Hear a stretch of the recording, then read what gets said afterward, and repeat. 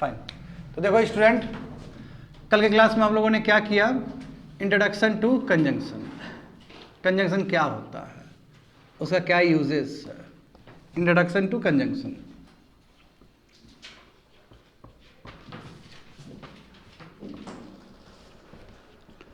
ठीक है, और हम लोगों ने समझा है कि कंजंक्शन का मतलब होता है वर्ड जो कनेक्ट करे, जो क्या करे, कनेक्ट करे। किसको किसको कनेक्ट करेगा ये या तो वर्ड्स को कनेक्ट कर सकता है, या फिर फ्रेजेस को कनेक्ट कर सकता है, या फिर क्लॉजेस को कनेक्ट कर सकता है, या फिर सेंटेंस को कनेक्ट कर सकता है। यही ना समझे हम लोग? ठीक है। और वर्ड्स क्या होते हैं, क्या होता है वर्ड्स का मीनिंग, क्या क्लॉज का मीनिंग होता है, क्या फ्रेज का मीनिंग होता है, क्या सेंटेंस का मीनिंग होता है, तो ये सभी कुछ हम लोग फर्स्ट क्लास में कर चुके हैं। बात समझ गए ना? और हम लोग जानते हैं कि कंजंक्शन को हम लोग थ्री भाग में या 3 पार्ट्स में डिवाइड कर सकते हैं। Conjunction can be divided into 3 parts. First part क्या है बताओ? Yes, coordinating conjunction. Coordinating conjunction, coordinating conjunction, correct. Coordinating conjunction का मतलब क्या हुआ? What is the meaning of coordinating conjunction? कल बताए थे, क्या होता है बताओ? जो कनेक्ट करे वर्ड्स को। हाँ, बट इक्वल वैल्यू का होना चाहिए, इक्वल सेम वैल्यू का होना चाहिए, करेक्ट, सेम वैल्यू का होना चाहिए। जैसे तुम एक क्लॉज को दूसरे क्लॉज के साथ जोड़ रहे हो तो वैल्यू तो सेम ही होना चाहिए। जब तुम राम बोल रहे हो और उसमें एंड लगा रहे हो तो तुम श्यामी बोलोगे, राम और यूएसए तो नहीं बोल सकते हो। सेम वैल्यू का चीज होना चाहिए। बात समझ गए ना? और उसके बाद हम लोग क्या देखे थे student? Correlative, correlative conjunction. Correlative conjunction का मतलब क्या होता है? जो पेयर में काम करे, करेक्ट, जो पेयर में काम करे। जैसे सो एज, ये सभी चीज पेयर में काम, नाइदर नॉर, आइदर और, ये पेयर में काम करता है। और वहां पे भी जो दो वर्ड जो प्लेस होंगे वो भी सेम वैल्यू का होना चाहिए। आइदर इंडिया और ये तो किसी का नाम तो नहीं बोल सकते, कभी तो नहीं बोल सकते हैं। बात समझ गए ना? तो वहां पे भी सेम वैल्यू का ही चीज पुट होना चाहिए। And third one is your subordinating conjunction. Subordinating conjunction, अब चूंकि नाम से ही तुमको पता चल रहा होगा। हाँ, सबऑर्डिनेटिंग मतलब ऐसा कंजंक्शन जो सबऑर्डिनेट क्लॉज को इंडिपेंडेंट क्लॉज के साथ जोड़े। सबऑर्डिनेट क्लॉज का मतलब क्या होता है?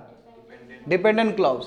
डिपेंडेंट क्लॉज कैसे पता चलता है? यदि कोई भी वर्ड उसके साथ अटैच है, हाउएवर, ऑल्दो, सिंस, यदि ये सब अटैच है तो इसका मतलब क्या हो गया? वो ऑटोमेटिकली सबऑर्डिनेट क्लॉज हो गया। यही पढ़े हैं। कोई बच्चा यदि कल के क्लास नहीं भी देखते हो तो, और जो होशियार हो तो समझ जाओगे इतना में भी। बात समझ गए ना? रियल क्लास आज से स्टार्ट होगा। That is about coordinating conjunction. कल एक ब्रीफ आइडिया दिए थे सबके बारे में, जो कि अभी 5 मिनट में दे दिए हम। चलो let's start the coordinating conjunction. शुरू करते हैं स्टूडेंट।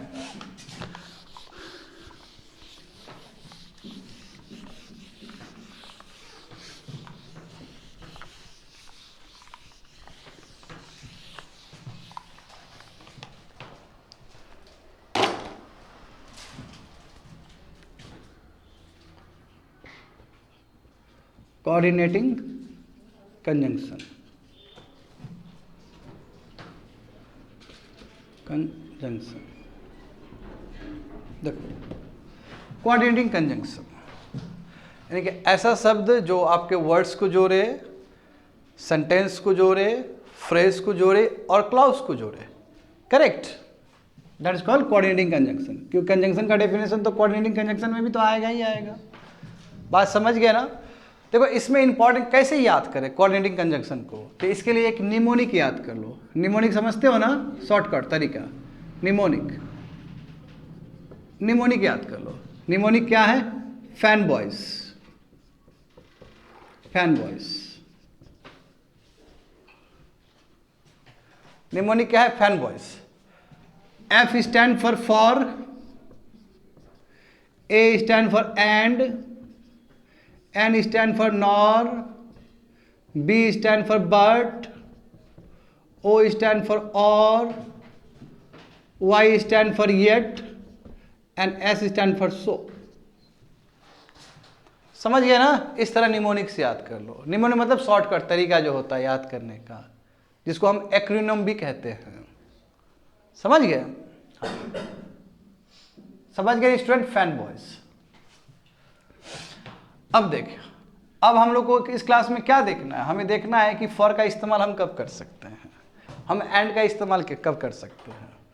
देखो इंपॉर्टेंट चीज ये है स्टूडेंट कि बहुत सारे वर्ड्स ऐसे हैं जो प्रीपोजिशन के रूप में भी काम करता है। हमें प्रीपोजिशन से कोई मतलब नहीं है, हमें किससे मतलब है? कंजंक्शन से मतलब है। बच्चे लोग का मैंने टेस्ट लिया था और मैंने बच्चे लोग को ये वर्ड्स दिया, ठीक है, और मैंने कहा कि चलो सेंटेंस लिखो।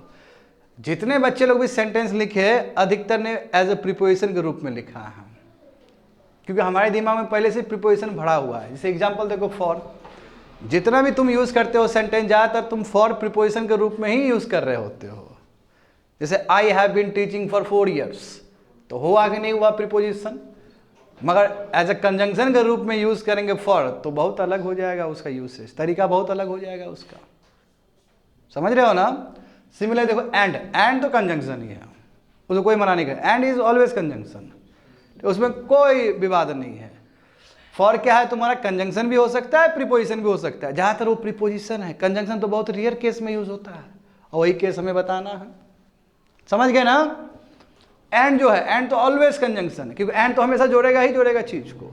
और एंड इन रेयर केस तुम्हारा वो भी हो सकता है, क्या बोलो तो, नाउन भी हो सकता है। एंड गेट मैथमेटिक्स के टर्म में, बुलियन अलजेब्रा जो पढ़ने वाला बच्चा है वो समझ जाएगा तेजी से, ठीक है ना? फिजिक्स का। नॉर है, नॉर का मतलब क्या होता है बताओ? Nor can be used as a conjunction, conjunction बिल्कुल यूज हो सकता है, और प्रोनाउन के रूप में भी यूज हो सकता है। और याद करो, प्रोनाउन में बताए थे, इंडेफिनिट प्रोनाउंस के बारे में और भी बहुत चर्चा किए थे। बट देखो, बट जो शब्द है, बट का बहुत ज़्यादा उपयोग हो सकता है। बट एडवर्ब के रूप में भी यूज होता है, बट प्रीपोजिशन के रूप में भी यूज होता है, और बट तुम्हारा कंजंक्शन के रूप में भी यूज होता है। बात समझ गए ना?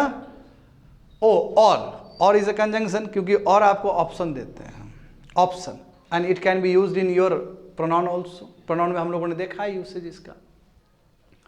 Yet is very important. अब येट और बट में अंतर मैं बताऊंगा आज की क्लास में। येट क्या है? एज अ कंजंक्शन के रूप में यूज कर सकते हो, एज ए एडवर्ब के रूप में भी काम कर सकते हो। Yet adverb of time, now adverb of time, still adverb of time. देख रहे हो ना? तो पहले तो हमें यह भी सुनिश्चित करना होगा कि ये जितने शब्द है इसका और भी काम है ग्रामर में, कहीं ना कहीं दूसरे जगह पे है। बट अभी का जो हमारा डिस्कशन है वो पूरा कंजंक्शन पे बेस्ड है। एंड लास्ट वन, सो क्या है तुम्हारा? कंजंक्शन है, और सो तुम दूसरे तरीके से भी यूज कर सकते हो। सो तुम्हारा एज ए एडवर्ब के रूप में भी यूज कर सकते हो। देयरफॉर बोलते हो ना, एडवर्ब ऑफ अफर्मेशन, याद करो। तो so can be used as a adverb also. But हमारा क्या है इंपॉर्टेंट चीज, हमारा क्या है, केंद्र क्या है, हमारा क्या मेन सेंट्रल पॉइंट है कि how it should be used as a conjunction. समझ गए ना? तो चलो स्टार्ट करते हैं। बट उससे पहले देखो कुछ चीज समझ लो। यदि ये फैन बॉयज आया, फैन बॉयज मतलब फॉर, एंड, नॉर, बट, और, येट एंड सो, याद हो जाएगा ना स्टूडेंट तुम लोग को अच्छे से? देखो, जब ये शब्द दो इंडिपेंडेंट क्लॉज को जोड़े, दो इंडिपेंडेंट क्लॉज समझ रहे हो ना, जिसमें सब्जेक्ट और क्लॉज का मतलब जिसमें सब्जेक्ट हो और उसमें वर्ब हो, इधर भी इधर भी, मतलब जब दो इंडिपेंडेंट क्लॉज को जोड़ेगा तो हमेशा बीच में कॉमा होना चाहिए। Always you have to give comma. मगर जब शब्दों को जोड़ेगा, वर्ड्स को जोड़े, जब फ्रेज को जोड़े, तो आपको वहां पे कॉमा देने की जरूरत नहीं है। और यदि मान लो कि एक डिपेंडेंट क्लॉज को इंडिपेंडेंट क्लॉज से जोड़े, तब कॉमा देने की जरूरत है, क्योंकि उस तरह आप क्या करते हो, पूरा एक सेंटेंस आपका कॉम्प्लेक्स सेंटेंस बनता है, कंपाउंड सेंटेंस बनता है। जब कोई भी सेंटेंस कंपाउंड सेंटेंस बनता है तो उस समय आपको कॉमा देना पड़ता है। बात समझ गए ना? तो in case of words, in case of phrase, don't put comma before fan voice, comma डालने की जरूरत नहीं है। समझ में आ रहा है तुम लोग को क्या बोल रहे हैं? बट इंडिपेंडेंट क्लॉज हो तो you have to always put comma. और जहां तक सवाल है कि एक इंडिपेंडेंट और एक डिपेंडेंट, तो उस समय भी कॉमा पुट करने की जरूरत है। क्यों? क्योंकि सेंटेंस आपका कंपाउंड सेंटेंस बन गया। इस चीज का ध्यान रखना है। समझ गए ना? चलो स्टार्ट करते हैं हम लोग। पहले लिख लो, इसी चीज़ को लिख लो, नोट करके लिख लो। Use comma before fan boys if it connects to independent clauses, if it connects to independent clauses, otherwise भी लिख लो। otherwise यदि ऐसा नहीं होता है, दो इंडिपेंडेंट क्लाउज नहीं है, तो don't put comma. Otherwise don't use comma. Don't use comma का मतलब क्या हुआ स्टूडेंट? किसके बारे में हम बात कर रहे हैं? हम वर्ड्स का बात कर रहे हैं, हम फ्रेज का बात कर रहे हैं, हम समझ गए ना, उसके बारे में बात कर रहे हैं हम। होप तो समझ में आ गया होगा ये। इसको लिख लो तुम लोग, फैन बॉयज मिटा देना। तो चलो निमोनी के हिसाब से हम लोग यही क्रोनोलॉजी में स्टार्ट करते हैं। फर्स्ट लेते हैं फॉर को। फैन वॉइस में क्या आ जाएगा? फर्स्ट फॉर आ जाएगा। फॉर देखो, जैसे कि मैंने कहा है कि फॉर ज़्यादातर तुम्हारा प्रीपोजिशन के रूप में यूज होता है। प्रीपोजिशन, ठीक है ना, प्रीपोजिशन के रूप में यूज होता है। जैसे हो सकता है कि he has been teaching for 5 month, 6 month, या सिंस लगा दोगे तो लगातार हो जाएगा, है ना। तो वो सब प्रीपोजिशन के रूप में यूज होता है। बात समझे ना। बट हमारा क्या क्या है, हमारे यहाँ पे एरिया ऑफ कंसर्न क्या है? We have to use for as a conjunction. और देखो स्टूडेंट, फॉर जो है कंजंक्शन के रूप में जो हम लोग यूज करते हैं फॉर को, ये बहुत ही रेयर केस है, बहुत रेयर केस है, बहुत रेयरेस्ट केस में हम यूज करते हैं। बात समझे? बहुत कम, मगर यूज तो करते हैं। और चूंकि कंजंक्शन का विषय है तो बताना तो पड़ेगा। और इसका मीनिंग पूरा चेंज हो जाएगा। तो जब हम फॉर को रेयर केस में यूज करेंगे तो इसका मीनिंग क्या होगा? इसका मीनिंग लिखो, टू introduce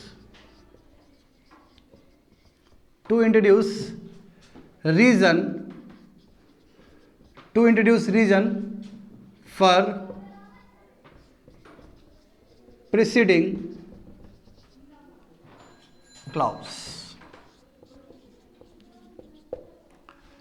यानी कि उससे पहले जो क्लाउज आया है उसका रीजन बता रहा है। तो ब्रैकेट में लिख लो, ये तुमको रीजन बताता है। हाँ, it gives you reason. Reason मतलब बिकॉज या सिंस, ठीक है। इसका मीनिंग जो ध्वनि निकलेगा उसका अर्थ क्या हो जाएगा? बिकॉज या फिर सिंस। बात समझे? जैसे एग्जांपल देखो, इसे लिखो, I have to search a job, comma, I have to search a job for I am unemployed। अब तुम लोग कभी सुना नहीं होगा इस तरह का sentence.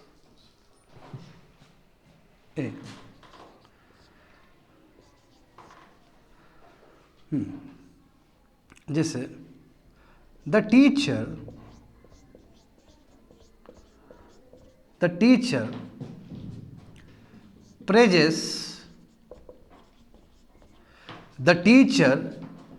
praises him for he is excellent, he is an excellent student।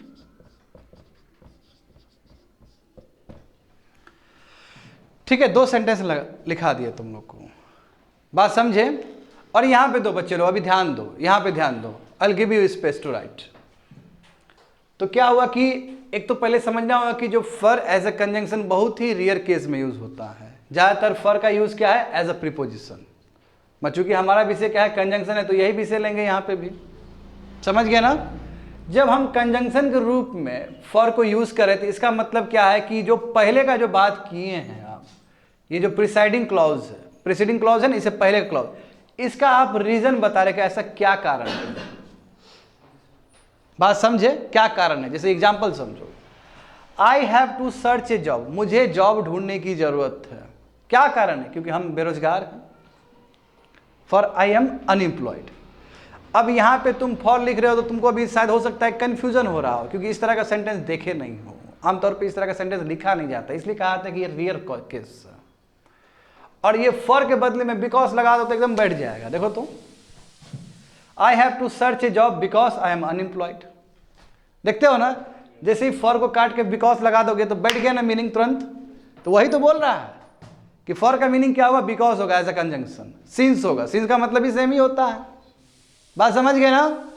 वो टीचर क्यों प्रेस कर रहे थे उसको? The teacher praises him, teacher उसका प्रशंसा कर रहे थे। नहीं, क्यों? For he is an excellent student. यदि विद्यार्थी एक्सीलेंट है तो टीचर तो प्रेस करेगा ही करेगा। अब चलो फॉर नहीं आया, बिकॉज लगा दो, बैठ गया ना। The teacher praises him because he is an excellent student. इतना ही नहीं, काम खत्म हुआ। अभी काम खत्म नहीं हुआ। अब ये तो पता चल गया कि फॉर का इस्तेमाल कैसे होता है एज अ कंजंक्शन।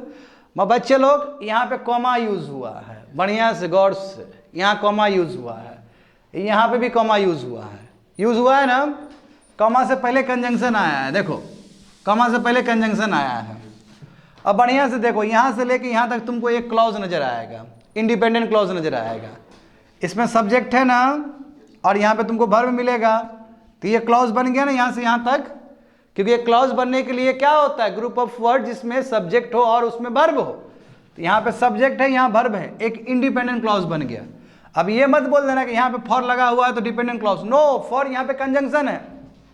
बात समझो, बात समझे ना? डिपेंडेंट नहीं है वो, ये इंडिपेंडेंट क्लॉज है, ये इंडिपेंडेंट क्लॉज है। समझे ना? ये इंडिपेंडेंट है और फॉर हम एज अ कंजंक्शन के रूप में यूज कर रहे हैं, क्योंकि ये भी इंडिपेंडेंट क्लॉज है और यहाँ से लेके तुम्हारा यहाँ तक ये भी एक इंडिपेंडेंट क्लॉज है। तो दो इंडिपेंडेंट क्लॉज हो और बीच में कंजंक्शन आए तो उससे पहले क्या आना चाहिए? कॉमा आना चाहिए। देखो पहले पढ़ के देखो क्या लिखा गया है वहाँ पे, यही लिखा गया, पढ़ो जरा तेईस से।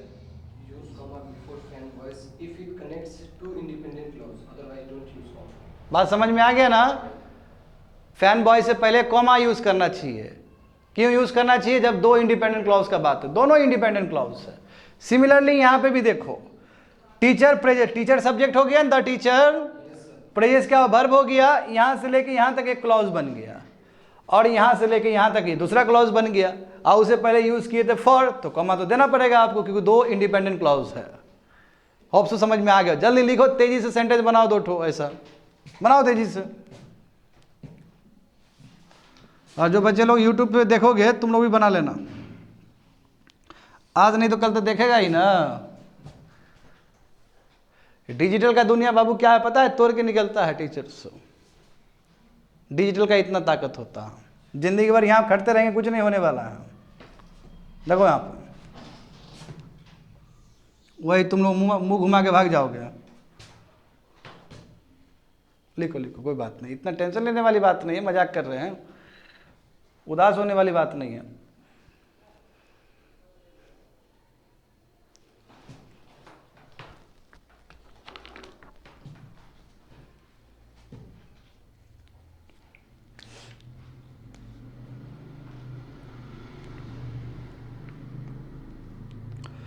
तो कोई तुम लोग से पूछेगा कि फॉर एज अ कंजंक्शन का मीनिंग क्या होता है, तो बता दोगे ना तुम लोग? क्या होता है मीनिंग? बिकॉज या फिर सिंस, और ये दो इंडिपेंडेंट क्लॉज को जोड़ेगा। और जब जोड़ेगा तो क्या होगा? कॉमा वहां पे आएगा ही आएगा। हाँ, ये कोई ऑक्सफोर्ड कॉमा नहीं है बच्चे लोग। पंक्चुएशन मार्क में बताए थे ना ऑक्सफोर्ड कॉमा। हाँ, वो दूसरा विषय है, कंफ्यूजन को दूर करने के लिए। उसमें कोई हम कंजंक्शन यूज नहीं कर रहे हैं वहाँ पे। हाँ हाँ, मिटा देना। कंप्लीटेड। बनाओ जल्दी सेंटेंस, सुनेंगे तुम लोग का भी। चलो, yes we have completed for. सुनाओ बाबू, क्या लिखा है, सुनाओ तो। I need to visit a doctor for I am not feeling good nowadays. ठीक है, बहुत अच्छा। क्या लिखे हो पीछे, सुनाओ तुम लोग। हाँ सुनाओ। You know him, for he is your brother. ठीक है, ठीक है, बहुत अच्छा। You Sir, Palestine attacks the Israel for the land which belong them. गड़बड़ हो गया, क्लॉज ठीक से बनाओ उसको, क्लॉज बनाओ वहाँ पे ठीक से। Land which belong to them नहीं हुआ? नहीं हुआ, ठीक से करो उसको। हाँ तुम बोलो, वो ठीक करो उसको, क्लॉज बनाओ ठीक से उसको, तुम बोलो। I am cooking food for donate world. फिर से। I am cooking food for donate world. गलत हो गया, काटो उसको। कहाँ दो क्लॉज है वो वहाँ पे। इतना जब बता रहे हैं कि क्लॉज होना चाहिए, क्लॉज का मतलब क्या है, सेकंड में भी तुम्हारा सेंटेंस लाइक स्ट्रक्चर बनना चाहिए, तो ठीक करो उसको। तो सेम तो प्रीपोजिशन की तरह यूज कर रहे हो, फिर क्या फायदा हुआ, फिर ठीक करो उसको। यदि प्रीपोजिशन की तरह ही यूज कर रहे हो तो कहाँ सीखा तुम लोग फिर।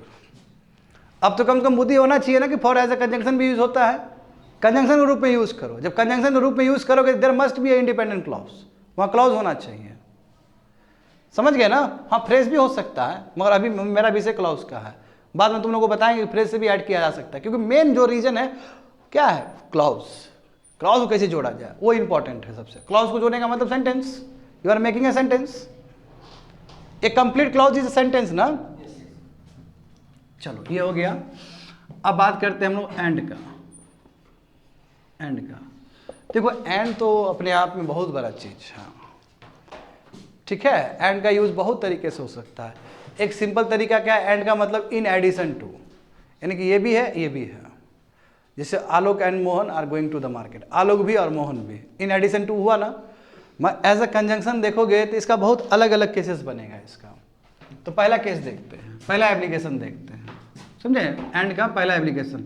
और ये लिख लो कि एंड जो है ये कोर कंजंक्शन है। कोर मतलब ये पूरा, ये दूसरा कुछ नहीं है, यानी कि दूसरा पार्ट्स ऑफ स्पीच नहीं है, ये कोर तुम्हारा कोऑर्डिनेटरी कंजंक्शन है, या फिर कंजंक्शन कह सकते हो।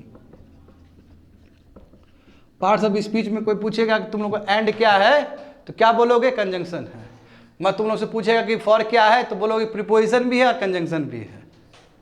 ये अंतर है दोनों में, ये कोर कंजंक्शन का हिस्सा हुआ। तो देखो पहला देखिए, पहला देखते हैं पहला एप्लीकेशन।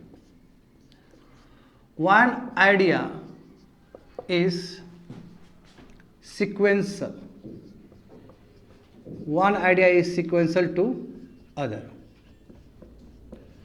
यानी कि एक कुछ आइडिया है, एक क्लॉज है, और उसके बाद ये सेकंड होगा। अब एग्जांपल के थोड़ा ज़्यादा बेटर समझोगे। देखो, she sent her application for a job, comma, and waited for its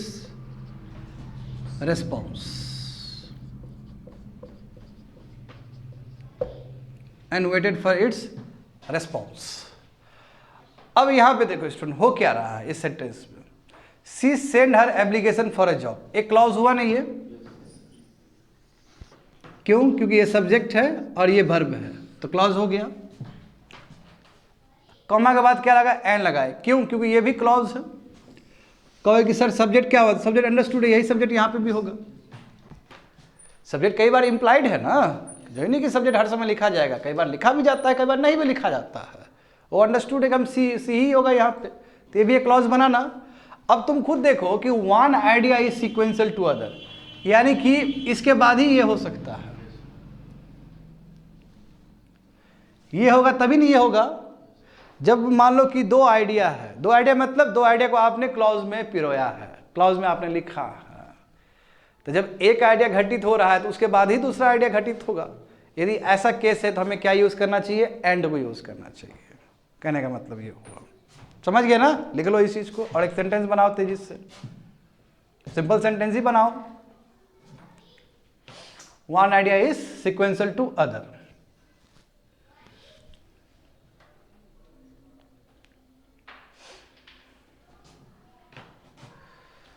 लिखो, तेजी से लिखो।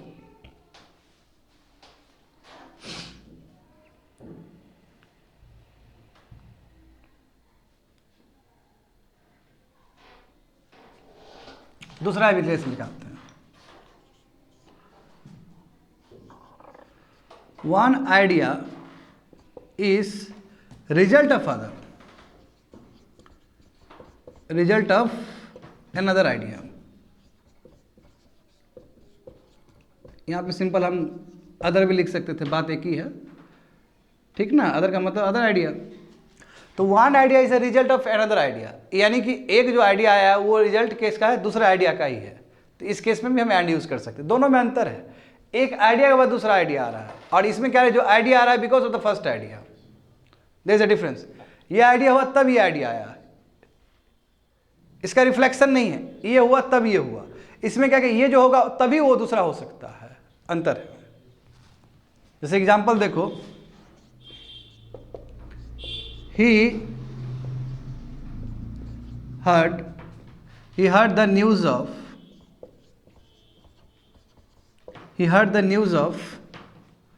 let's say floods.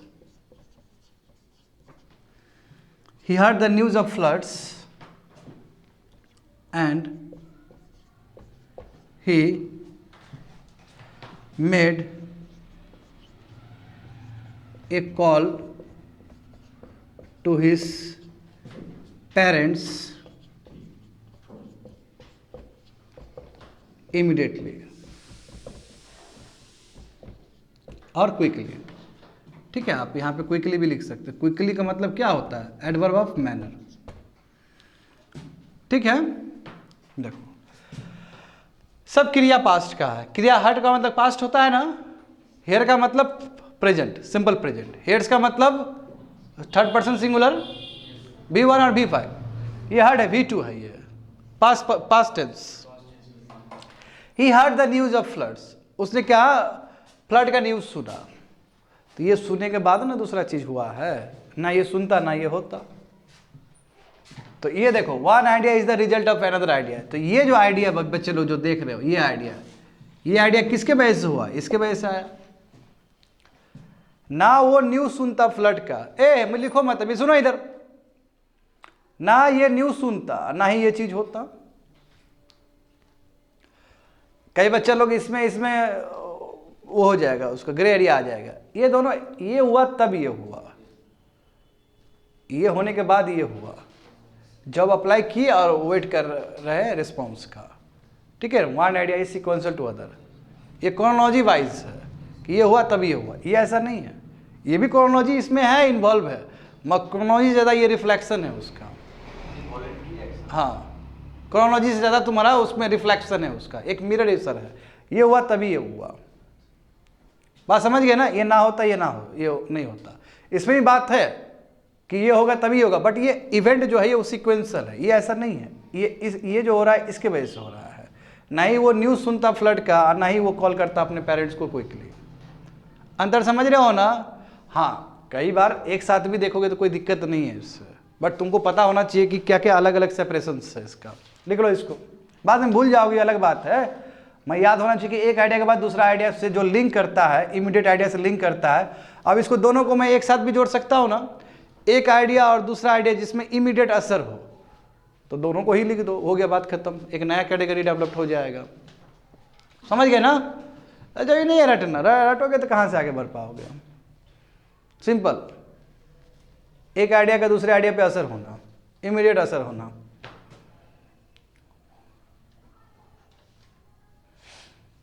तो ये क्लॉज हुआ कि नहीं हुआ, ये बताओ ना तुम हमको। ये क्लॉज हुआ ना, ये क्लॉज है, ये भी क्लॉज। देखो सब में मैंने क्लॉज बनाया है, ये ध्यान रख लेना। क्लॉज किस लिए बनाया है, ताकि मैं यहाँ पे कॉमा डाल सकूँ, comma, just because to put comma there.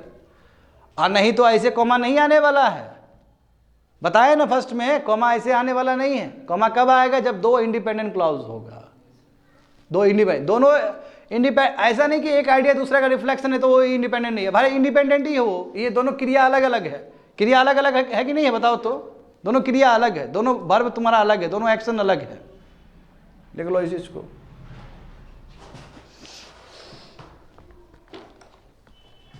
और जल्दी सेंटेंस बनाओ।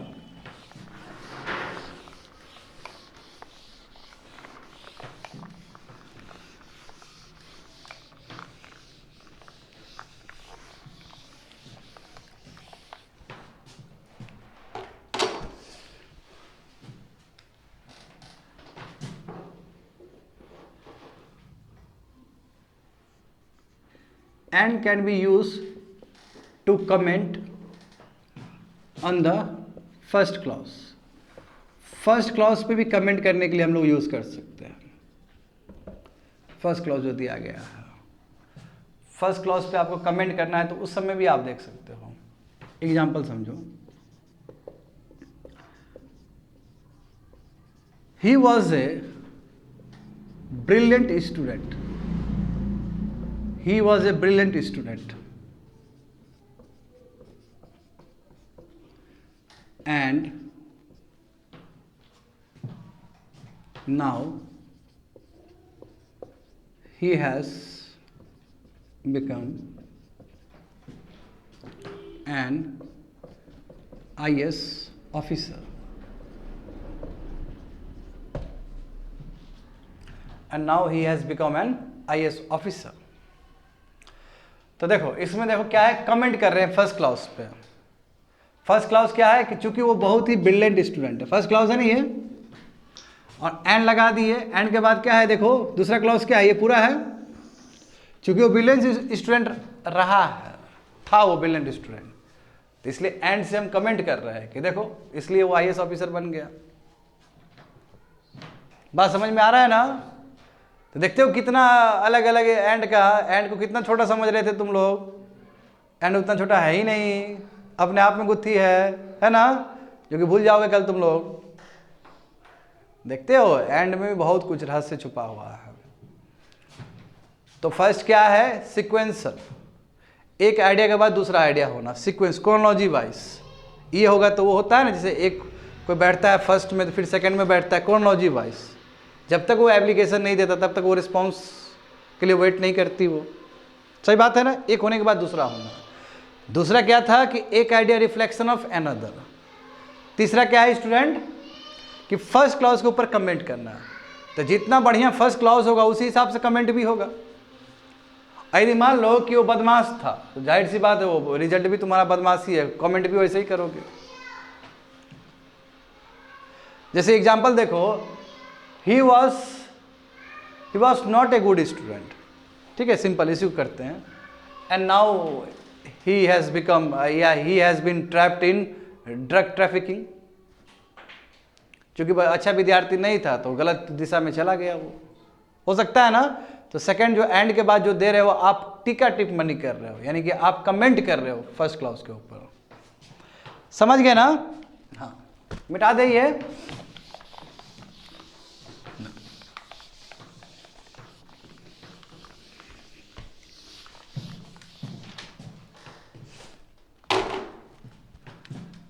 Number 4,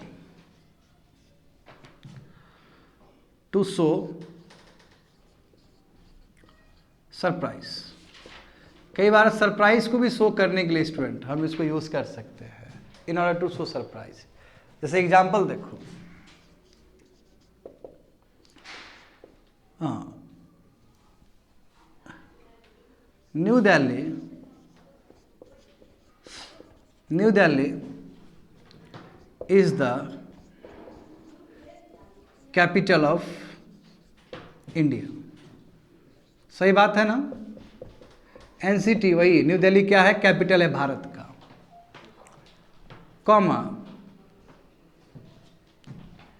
comma and it suffers, या फिर इट नहीं भी लगा सकते, कोई दिक्कत नहीं, and suffers lots of problems and suffers lots of problems।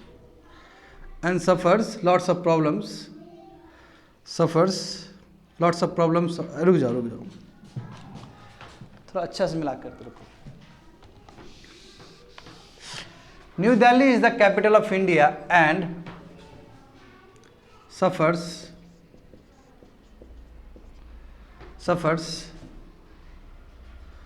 problems of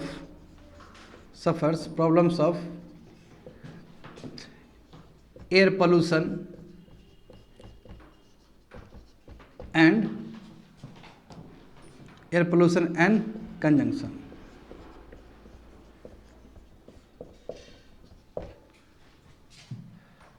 भी ट्रैफिक। अब देखो न्यू दिल्ली है तो कैपिटल भारत का, बड़ी बात है ना, किसी भी कंट्री का कैपिटल बनना, कोई भारत जैसा देश का कैपिटल बनना बड़ी बात है। तो एक तरफ तो बहुत ही अच्छा चीज़ दिखा रहे हो कि न्यू दिल्ली क्या है, कैपिटल है भारत का, मगर दूसरे तरफ तुम सरप्राइज लेके आ रहे हो। मैं ये बहुत प्रॉब्लम फेस कर रहा है, किसका? एयर पोल्यूशन और कंजक्शन का। कंजक्शन मतलब क्या है? भीड़ का। ट्रैफिक, कंजक्शन मतलब क्या होता है? Traffic, lot of traffic, traffic problem.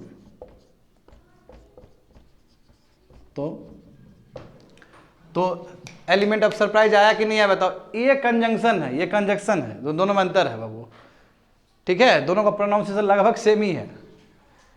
इसका मतलब होता है भीड़ उड़ होना, ट्रैफिक जाम होना। इसलिए मेट्रो बनाया कि नहीं बना वहाँ पे, मैं still Delhi face the problem of conjunction. फिर भी प्रॉब्लम तो फेस करता ही है वो, ट्रैफिक होता ही होता है वहाँ पे। देखते हो एक बार सिग्नल हो गया तुम्हारा रेड सिग्नल, तो कितना लंबा समय तक वेट करना पड़ता है। और जितने भी मेट्रोपॉलिटन सिटी है तो ट्रैफिक का तो प्रॉब्लम है ही।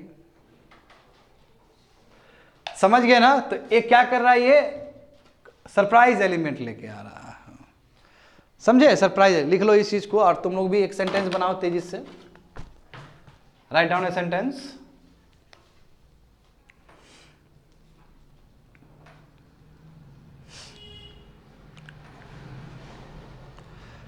बताओ और क्या हो सकता है? और रूपम और बताओ तो और है?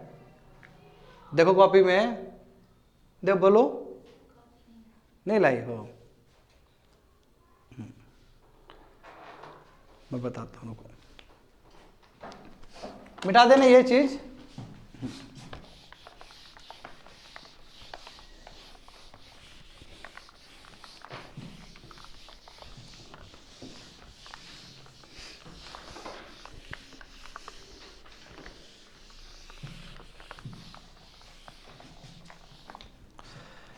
And fifth one, last application of and, fifth, to show obvious thing. obvious का मतलब क्या? ये तो होना ही था। to show obvious result। obvious result का मतलब क्या कि ये तो होना ही था, ऐसा ही कुछ होता। जैसे एग्जाम्पल देखो, use your debit card frequently, comma, and you will find yourself in a deep crisis।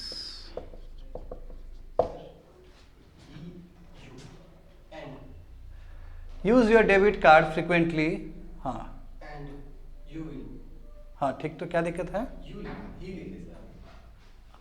Use your, हाँ बिल्कुल बिल्कुल बिल्कुल, sorry. You will find your self in a deep crisis. बोल रहा है कुछ, लिख रहे कुछ, होता है ऐसा। देखो समझो इस बात को।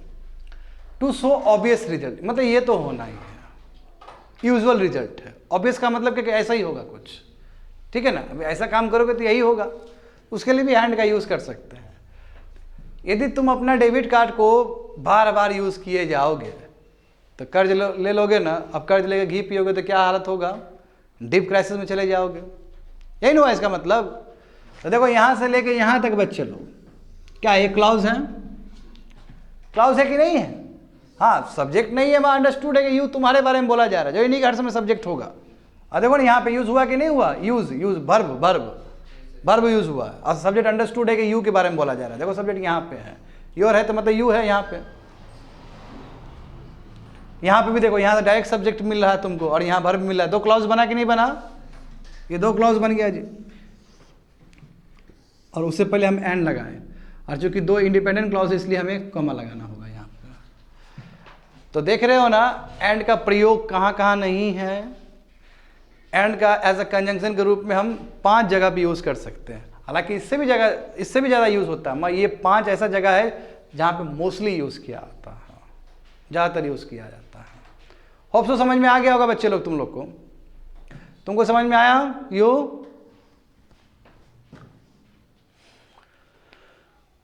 चलो इसको लिख लो, उसके बाद हम लोग करेंगे क्या बचा हुआ है, क्या बचा हुआ बताओ। फैन बॉयज में क्या क्या हुआ अभी तक? नॉर। हाँ, नॉर का मतलब क्या है तेरा बताना। नॉर कैसे इस्तेमाल किया जाएगा नॉर को? तुम लोग के दिमाग में नाइदर नॉर चल रहा होगा। नाइदर नॉर भी है, बट वो कौन सा कंजंक्शन है? वो कोरिलेटिव कंजंक्शन है, बट हमें केवल नॉर के बारे में बात करना है। तो नॉर का मीनिंग क्या होता है बताओ जरा। अब वो सूप वाला नोर सूप मत बोल देना। हाँ ना, ठीक है। ऑल्सो नॉट, वो भी नहीं, समझे। थर्ड क्या है हमारे पास? नॉर है। फैन बॉयज में देखो स्टूडेंट, फैन बॉयज ये कंप्लीट नॉर। नॉर का मतलब होता है ऑल्सो नॉट, मतलब ये भी नहीं, ऑल्सो नॉट। समझ गए? एज अ कंजंक्शन के रूप में बता रहे हैं। एग्जाम्पल समझो।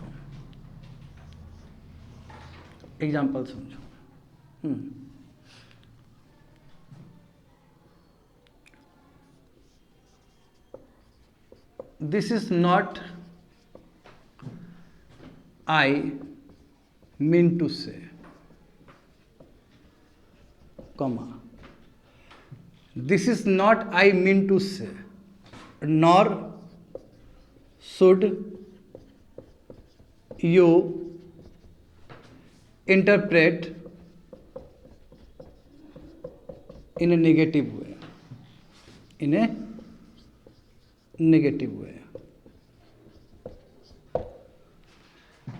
This is not I mean to, ये नहीं है हम जो बोलना चाह रहे थे या बोलना चाहते हैं, और ना ही तुमको गलत तरीके से हमारे बात को समझना है या लेना है। तो अब देखो ये पूरा एक क्लॉज हुआ कि नहीं हुआ, बताना जरा हमको। This is working as your subject, is your verb, बन गया ना एक क्लॉज। और यहां से भी देखो शुड यू, तो हो गया कि नहीं हुआ। अब देखो खासियत क्या है, अब इसका जो स्ट्रक्चर बनता है बहुत ही अद्भुत बनता है, बहुत डिफरेंट बनता है। इस स्ट्रक्चर में क्या होता है कि नॉर के बाद जो यहाँ होगा हमेशा ऑक्सिलरी वर्ब ही होंगे, ऑलवेज कम ऑक्सिलरी वर्ब। अच्छा, मॉडल्स भी तो ऑक्सिलरी वर्ब है ना, models is a part of auxiliary verb, तो समझे ना, हमेशा ऑक्सिलरी वर्ब ही आएगा यहाँ पे, शुड। एंड उसके बाद तुम्हारा, उसके बाद स्टार्ट हो जाएगा जो नॉर्मल सेंटेंस। तो हमेशा याद कर लेना कि नॉर के बाद यहाँ पे पक्का ऑक्सिलरी वर्ब ही आएगा, चाहे वो डिड आए, चाहे वो डू आए, चाहे हुड आए, चाहे शुड आए, हमेशा आएगा, मॉडल से आएगा। लिख लो इस चीज को। बनाओ सेंटेंस, सेंटेंस बनाने की कोशिश करो।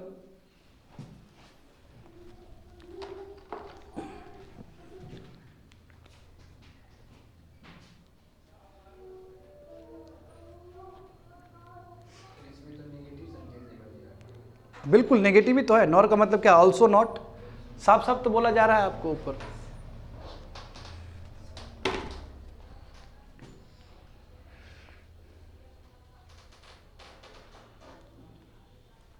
हमेशा याद रखना कि यहाँ पे मॉडल्स ही आएगा इस तरफ, ऑलवेज कम मॉडल्स, हमेशा मॉडल्स आएंगे यहाँ पे।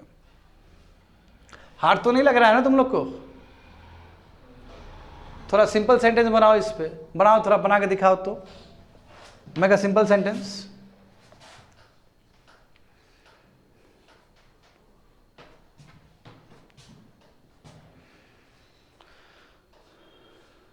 बनाओ, या तुम लोग के लिए हम बना देते हैं। I have not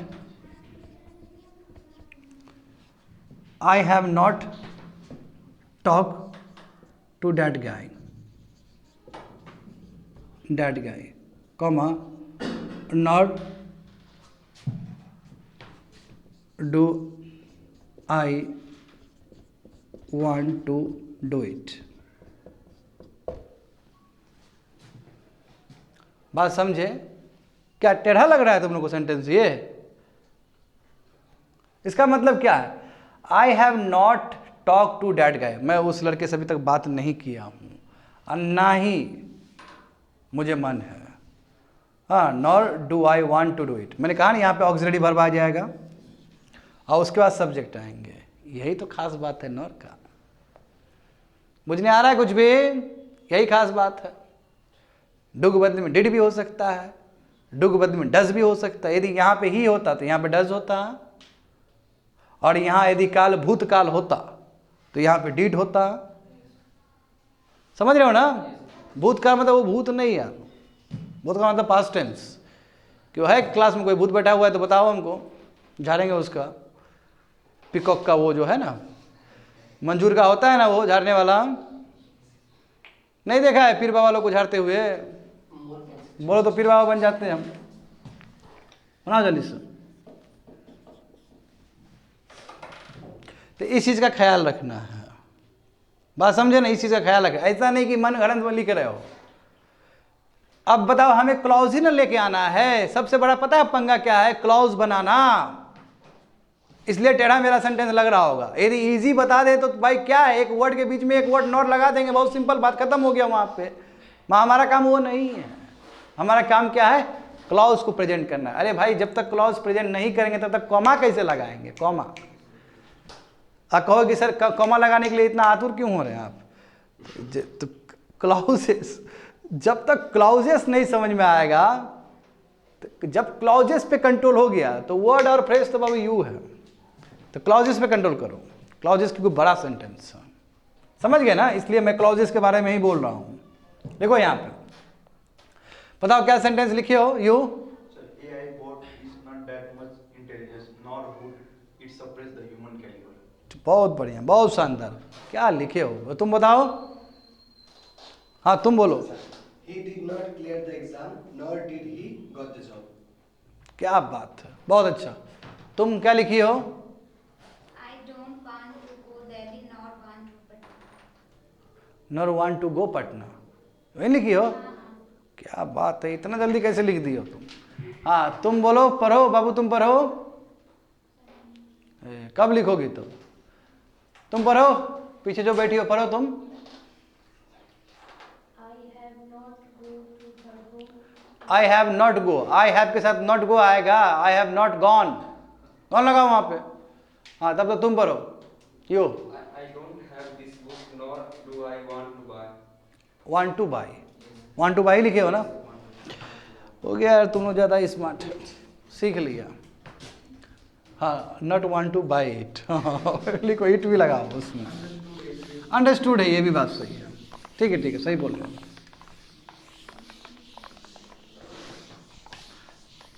ये हो गया है, तो फैन बॉयज में बताओ कितना गया? B but was. हाँ, फैन खत्म। ठीक है, फैन खत्म हो गया, इलेक्ट्रिसिटी खत्म। अब बच्चा उतार लेगा। अब बच्चा आएगा नीचे। हाँ, तो बट जान रहे हो ना क्या होता है? देखो, अब बट देखोगे बच्चे लोग, तो बट का तो बहुत काम है। But can be use as a preposition. But तो प्रीपोजिशन के रूप में भी यूज होता है। But can be use as a adverb, adverb के रूप में भी यूज होता है। And but can be use as a conjunction also. और हमारा विषय क्या है? कंजंक्शन है। देख रहे हो ना, parts of speech. As a conjunction देखोगे तो बट का मीनिंग क्या है, या फिर ऑल टुगेदर बट का मतलब क्या है? कॉन्ट्रास्ट। ठीक है, आपको कंट्रास्ट बताता है ना ये, it gives you the contrast, सिर्फ अपोजिट मीनिंग। अपोजिट ही मीनिंग है ना बट। हाँ, एग्जाम्पल देखो, अब बट चलो तुम ही लोग बताओ, ये तो बहुत ज़्यादा यूज़ किया होगा तुम लोग, टाइम लग जाएगा तुम लोग को। I like to play cricket. I like to play cricket, but I am best at football.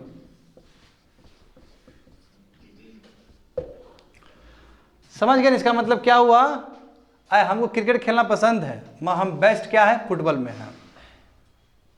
Contrast हुआ ना, तो लग तो रहा था कि क्रिकेट में ही होगा इसका, बट ठीक चेंज हो गया ना।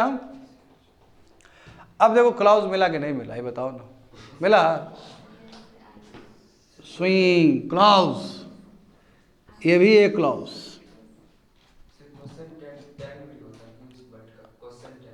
हाँ, क्वेश्चन टैग में भी यूज हो सकता है, बिल्कुल। हाँ बिल्कुल।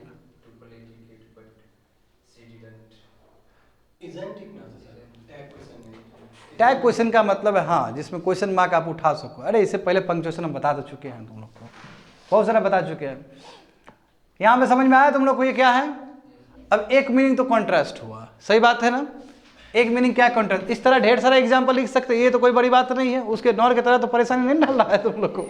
वहाँ नॉर का भी तो तुम लोग बहुत अच्छा बना लिया, सभी ने लगभग अच्छा कर लिया, उसको ठीक कर लिया। अब देखो एक केस में ना, एक तो चलो ठीक है, जनरली क्या होता है इसका मतलब कॉन्ट्रास्ट होता है, सही बात है ना। दूसरा देखो, दूसरा इसका बट का यूज होगा in exception to,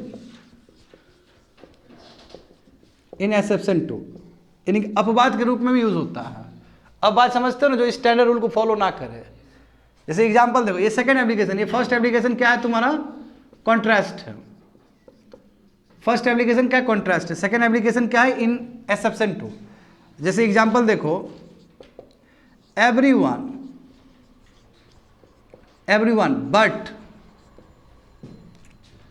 but let's say किसी एक का नाम लेते, Rahul. Everyone but Rahul is preparing to go on a picnic. इसका मतलब क्या हो? सभी लोग प्रिपेयर कर रहे हैं पिकनिक में जाने के लिए, एक्सेप्ट राहुल। राहुल छोड़ के बाकी सभी लोग बेचैन हैं, सब प्रिपेयर कर रहे हैं। एवरीवन आया था तभी, इसलिए इज आया था, याद है ना तुम लोग को? ये एवरीवन इज योर प्रोनाउन, ये प्रोनाउन है। ये कौन सा प्रोनाउन है? हाँ, इंडेफिनिट प्रोनाउन है। Very good. तो एवरीवन आए, ये मत बोलना कि एवरीवन बहुत ज़्यादा है तो इस क्यों आ रहा, आर आना चाहिए। नो, इसमें है पूरा ही, इसमें पूरा, हाँ बिल्कुल, ये प्लुरल ही है अंदर, बट इसको सिंगुलर तरीके से लिखा जाता है। सबको बोल रहे हैं, एड्रेस कर रहे हैं एक एक को, याद आया ना। Everyone but Rahul is preparing to go on a picnic, यानी कि सभी लोग प्रिपेयर कर रहे हैं पिकनिक में जाने के लिए, एक्सेप्ट राहुल, राहुल छोड़ के। राहुल को बता देना। अब कोई भी लिखते हैं ना नाम, सब हमारा बच्चा का ही नाम निकलता है यहाँ पे, क्योंकि अलग अलग नाम वाले बच्चे लोग पढ़े हैं इस क्लास में, है ना। राहुल तो 2-3 विद्यार्थी आया है इस क्लास में। हाँ राहुल, ये अपना राहुल तो बेस्ट है ही ना, दूसरा राहुल भी बेस्ट है। ये किसी का ब्रदर था ना राहुल, मिटा देना।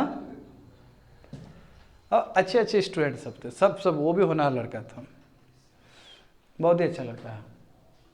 चलो तो कंप्लीट कर दिए ना, बॉयज में बी आ गया ना। अब बचा ओ मतलब और, मिटा दे इस चीज को। अब तुम लोग फटाफट सेंटेंस बनाओ, सेंटेंस नहीं बनाओगे तो सब बेकार हो जाएगा। अपना सेंटेंस जनरेट करना होता है। ये सेंटेंस जो बोर्ड पे लिखा रहे हैं तुम लोग, वो भूल जाओगे क्योंकि ये मेरा क्रिएशन है, समझा। अपना अपना लिखा करो, अपना लिखोगे तभी वो तुम्हारे अंदर रहेगा, नहीं तो भूल जाओगे ग्रामर रूल्स। क्या है? और देखो, और का मतलब ऑप्शन ना, यू आर गिविंग ऑप्शन। ये तो आप ये चूज कर लो या फिर ये चूज कर लो, सही बात है ना। एग्जाम्पल देखो,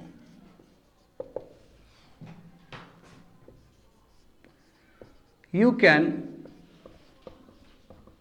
join us or you can attend the seminar. A, you can join us, तुम हमको ज्वाइन कर लो या फिर तुम जाके सेमिनार अटेंड कर लो, यानी कि या तो इधर या तो उधर। और आया ना ऑप्शन, देखो दोनों ही क्लॉज है, इसलिए student I have to put comma, तो कॉमा छूट रहा था हमसे, अपराध हो जाता। समझ रहे हो ना, कॉमा सब में कॉमा डाले हैं ना इससे पहले सभी में, यस कॉमा नहीं आएगा तो फिर दिक्कत हो जाएगा student. You can join us और you can attend the seminar, इस तरह लिख सकते हो सेंटेंस, ढेर सारा सेंटेंस लिख सकते हो, जनरेट कर सकते हो, ठीक है।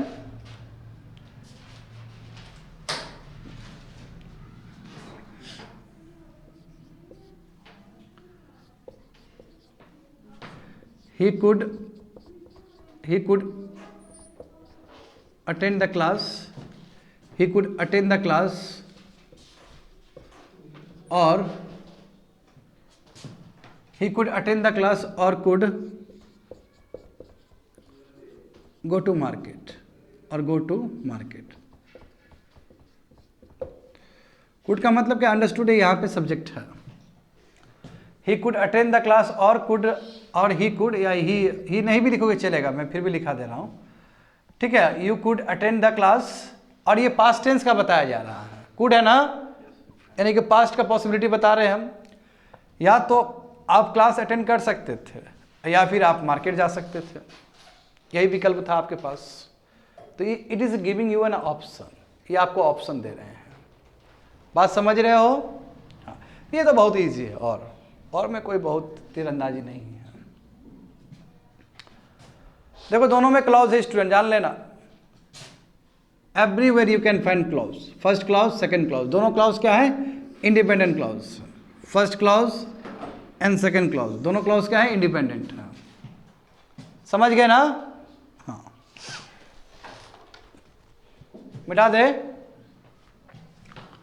चलो तो अब लेके आते हैं वाई को। वाई मतलब येट। येट का मतलब क्या होता है? ऐसे देखो तो येट का मतलब अलग अलग हो सकता है, जैसे यहां पे मैं बताता हूं। Yet can be used in two roles, दो तरीके से यूज किया जा सकता है, एज एडवर्ब ऑल्सो और as a conjunction also, as a conjunction also.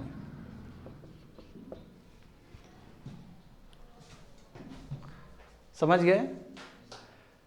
देखो यहीं पे ना तुम लोग को समझना चाहिए, यहीं पे बट और येट का में क्या अंतर है। देखो बच्चे लोग, बहुत ही इंपॉर्टेंट बात मैं कह रहा हूं। बट और येट एज अ कंजंक्शन देखोगे तो दोनों सेम, लगभग सेम ही है, दोनों तुमको सेम ही रिजल्ट प्रोड्यूस करेगा, सिमिलर मीनिंग है दोनों का। एज अ कंजंक्शन के रूप में देखोगे तो सिमिलर मीनिंग प्रोड्यूस करता है दोनों ही। बट चूंकि जानते हो तुम लोग कि बट का और भी भूमिका है, but can be use as a preposition, but can be use as a adverb and but can be use as a conjunction. मैं येट जो है वो दो ही पार्ट्स ऑफ स्पीच का रोल प्ले करता है। एक क्या है, adverb of time, correct, and second was conjunction. जब दोनों कंजंक्शन के रूप में होगा तब मीनिंग सिमिलर होगा। बट तुम ये प्रीपोजिशन है और इसको कंजंक्शन के साथ कंपेयर करोगे तो गलत हो जाएगा ना। आपका दोनों को श्रेणी में कंपेयर करना होगा। जब ये कंजंक्शन है और ये कंजंक्शन है तब दोनों का मीनिंग सेम है, मगर जब ये एडवर्ब है और ये जब तुम्हारा कंजंक्शन है तब दोनों का मीनिंग अलग हो जाएगा, क्योंकि येट का मतलब एडवर्ब ऑफ टाइम होता है, अब बट तुम्हारा एडवर्ब ऑफ कॉन्ट्रास्ट हो जाएगा फिर। समझ गए ना? तो इसलिए स्टूडेंट यहाँ पे येट चूंकि कंजंक्शन सेम है, इसका मतलब क्या है, कॉन्ट्रास्ट ही हुआ। इसका मतलब जो बट का जो मीनिंग होगा उसी तरह येट का भी मीनिंग होगा। यहाँ पे एज ए कंजंक्शन, मैं एज एडवर्ब, फिर इसका मीनिंग चेंज है, वो एडवर्ब ऑफ टाइम हो गया। फिर ये भी समझ होना चाहिए कि कौन से पार्ट्स ऑफ स्पीच में उसका क्या मीनिंग है। एग्जाम्पल समझो।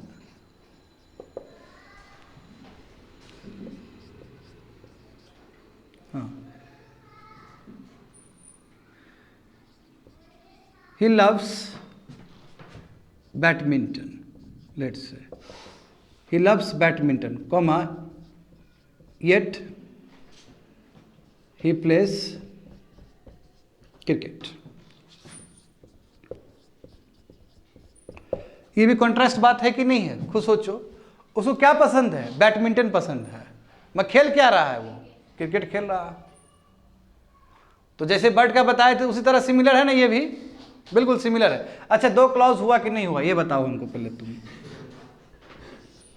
मेन तो इस पे फोकस है ना, मुद्दा ये है मुद्दा, ताकि यहाँ पे कॉमा पुट कर सके हम, ठीक है ना। अभी पूरा जो हमारा जो केंद्र है, अभी जो क्लास का टोटल जो लिए है, उसमें मेन ऑब्जेक्टिव हम यही बताने का प्रयास किए हैं, कॉमा। क्योंकि आप क्लॉज सीख लोगे तो जैसे कि मैंने बार बार बोला है, वर्ड्स पे अपने आप कंट्रोल हो जाएगा, नहीं वर्ड्स पे अपने आप कंट्रोल हो जाएगा।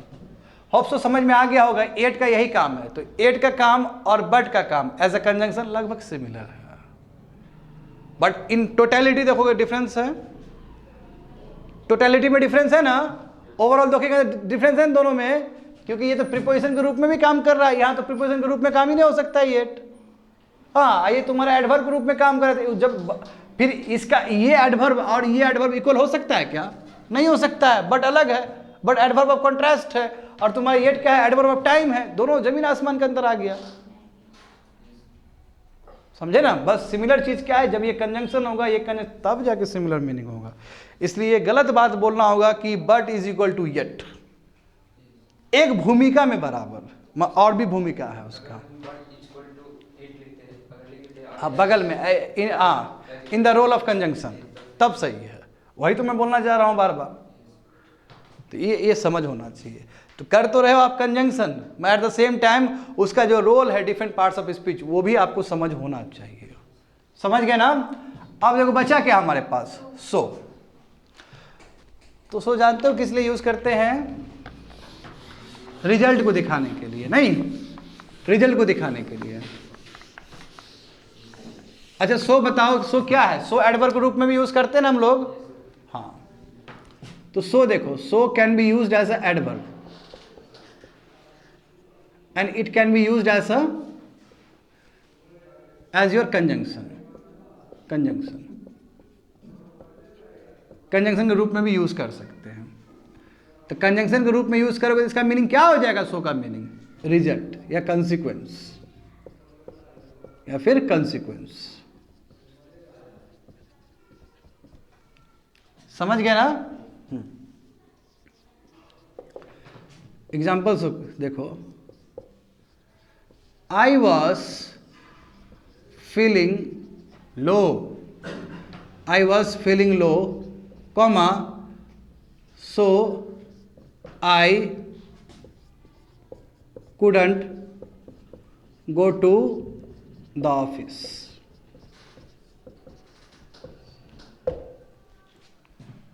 हुआ ना? 2 क्लॉज बन गया ना student? I was feeling low, low का मतलब क्या है? कंफर्टेबल फील नहीं कर रहे थे, सिंपल। कभी कभी मोरल डाउन हो जाता है ना, बीमारी की वजह से या बहुत सारे रीजन की वजह से। तो चूंकि हम बहुत ही लो फील कर रहे थे, इसलिए हम क्या किए? ऑफिस नहीं गए। I couldn't go to the office. तो देखो यहाँ पे सो आया है, सो क्या है? यहाँ पे कंजंक्शन के रूप में काम कर रहा है, और चूंकि दोनों ही इंडिपेंडेंट क्लॉज है, इसलिए हमने क्या यूज़ किया? वहाँ पे कॉमा यूज़ किया। यस, वी हैव कंप्लीटेड ना, कंप्लीट कर दिए। हाँ, कुछ चीज़ है, अभी तक तो क्लॉज बताया जा रहा था। तुम लोग फटाफट सेंटेंस बनाओ 23 से, जल्दी लिखो।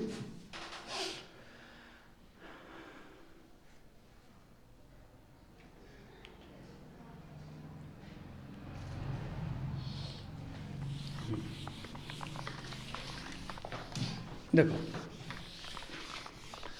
अब ये बात तो की है हम लोग क्लॉज का, और जो पहला क्लास में देखो, पहला क्लास में हमें बहुत कुछ बता दिया था तुम लोग को, if you remember correctly, if you remember correctly. पूरा अभी चर्चा हमारा क्या क्या चीज़ को लेकर था? क्लॉज को लेकर था। हम जानते हैं कि कोई भी तरह का कंजंक्शन हो, कोई भी तरह का मतलब यहाँ पे कोऑर्डिनेटिंग कंजंक्शन हो लेट्स से, तो बहुत सारा चीज़ कर सकता है यार। उसका काम तो और भी बहुत ज़्यादा है, बहुत ज़्यादा का मतलब क्या कि वो वर्ड्स को भी कनेक्ट कर सकता है, वो फ्रेज को भी कनेक्ट कर सकता है, वो क्लॉज तो भी दिखाए ही तुम लोग को, और सेंटेंस भी, तो क्लॉज है तो सेंटेंस भी है, सही बात है ना। तो अब खुद देखो, मैं हमेशा इस बात को याद रखना स्टूडेंट कि जैसे एग्जाम्पल देखो, पहले एग्जाम्पल के थ्रू ही समझाते हैं वर्ड्स का। जैसे Alok comma Dinesh and Rahul are good friends, conjunction कहाँ पे यूज हुआ है? यहाँ पे यूज हुआ है, समझे? यहाँ पे यूज हुआ है। चूंकि यहाँ पे वर्ड्स था, ये वर्ड है ना, तो इसलिए इससे पहले आप कॉमा नहीं डाल सकते हो। और चूंकि 2 से अधिक है, तो 2 से अधिक है तो 2 के बीच में पहले कॉमा, तब यहां पे एंड। ऐसा नहीं कि आलोक एंड दिनेश एंड राहुल, गलत हो जाएगा, कॉमा पुट करो, और जो लास्ट का होगा उसके साथ एंड लगाओ। मैं यहां पे कॉमा नहीं हुआ क्योंकि ये वर्ड्स है, ये इंडिपेंडेंट क्लॉज नहीं है। बात समझ में आया? जैसे ये एग्जाम्पल कल भी दिए थे हम लोग, ही travelled across the river, he traveled across the river and through the forest,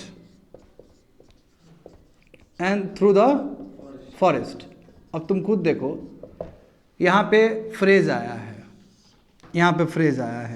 तो यहाँ पे गलती से भी कॉमा पुट मत करना क्योंकि फ्रेज है। बात समझ में आया ना ये चीज? बिल्कुल। तो ये लागू हर जगह ही होता है, ये लागू बट में भी हो जाएगा आपका, समझे ना, और में भी हो जाएगा। सुरेश और राहुल कैन कम हियर, तो सुरेश कॉमा और राहुल तो नहीं बोल सकते, 2 शब्द इसलिए और बोलेंगे। बात समझ में आ रहा है ना क्या बोल रहे हैं हम?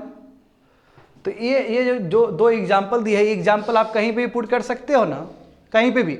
अब तुम खुद देखो ना, मैंने एक जगह पे यूज किया है, in exception to everybody but Rahul, तो उस जगह हाँ कॉमा नहीं है, वो क्लाउज का यूज नहीं किए थे हम उस समय। हाँ बिल्कुल, लिखे है ना वहां पे देखो, एवरीबॉडी बट राहुल, तो एवरीबॉडी के बाद कॉमा नहीं है क्योंकि वो एवरीबॉडी एक तुम्हारा वर्ड हो गया और एक दूसरा वर्ड है, सेपरेट कर रहे हैं। Don't put comma. कॉमा कब पुट करेंगे? जब 2 इंडिपेंडेंट क्लॉज हो तभी पुट करेंगे। होप सो समझ में आ गया होगा स्टूडेंट। तो आज हम लोगों ने कंप्लीट कर लिया, और हमें ये ज्ञान होना चाहिए कहाँ कॉमा पुट करना है, कहाँ कॉमा पुट नहीं करना है। समझ गए ना? That's it.